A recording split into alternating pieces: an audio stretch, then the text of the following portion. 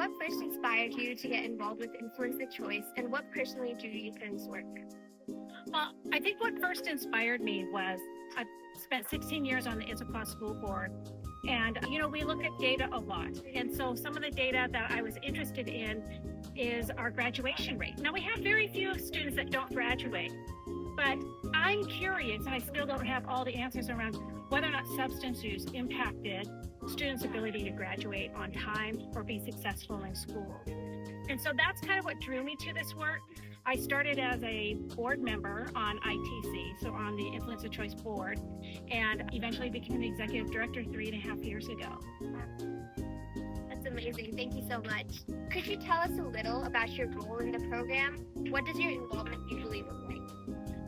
Really, our involvement is looking at planning our events. So we have 7 different ways that we do our work. Some we focus on parents, and in that role, we have workshops such as our Hidden in Plain Sight. We have flyers. We have events like the resource fairs, where it gives us an opportunity to talk to parents about talking to their children about substance use. Then the other piece is really working with students, and you've experienced that firsthand. So we have our Youth Advisory Board, which is Teens Encouraging Community Health, or TEC, we call it. And they've been forming clubs at the high schools to be even more involved and reaching directly to students. We also have different programs such as our Power of Me, Power of We conference for middle school students, and the high school tech students get to help facilitate that. And it's really a way of building leadership and courage for them, because we know that those are important factors when it comes to substance use prevention. Yeah, great. Thank you so much. Yeah, I really agree that that's an important aspect, and getting the student involvement as well as parent involvement is very crucial. Every program has special moments. Is there a story or moment that has really stayed with you that shows the impact of Influence the Choice? I think one that is really interesting for me is we've had a program since we were first started called, we now call it the Art with Influence Student Art Contest. And so it's videos and art that sort of talks about substance use prevention. And we had one student that was a grand prize winner, and he did an amazing video for us. And since then, he's gone on to film school, and he's actually started the Issaquah Film Festival. So a couple of years ago, we were able to help sponsor that, so that any student that did a video for our contest was automatically entered into the film festival. And that really spreads that message far and wide. That's amazing, yeah.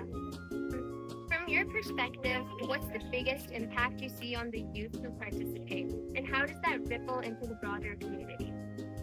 I think what I've seen in so many students as they come through our program, especially with tech, is the amount of leadership. Just watching them blossom as leaders is amazing. They come in with some energy, but they're still timid when they're younger, and to have them come in and you just watch the leaders that they are, how eloquently they're able to speak about substance use prevention, how they really start deep thinking about problems and solutions.